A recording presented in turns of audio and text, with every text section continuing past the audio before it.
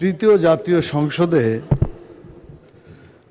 এই rules of procedure Bangla কার্যপ্রণালী বিধিতে সংসদে ঢোকার পরে মাথা ঝুঁকিয়ে সম্মান প্রদর্শন করে ঢোকার কথা।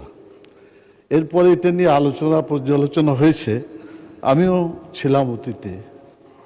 শেষ পর্যন্ত একটা সংশোধনী এর ভিতরে আছে, সেটা হচ্ছে ঝুঁকিয়ে মাথা ঝুঁকিয়ে সম্মান প্রদর্শন করার ব্যাপারটা, এটা ইসলামের সাথে সাংঘর্ষিক, শিরকের কাছে চলে যায়, সেজন্য এটাকে বাদ দেওয়া হয়েছে মানুষ।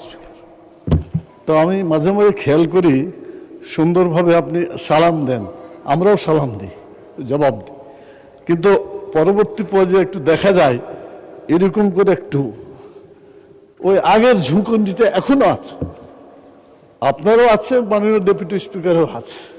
সেই জন্য আমি অনুরোধ করব, কার্যপ্রণালী বিধিতে শিরককে উৎখাত করার জন্য যে বিধি করা হয়েছে, আমার মনে হয় সেটা সকলের মেনে চলা উচিত।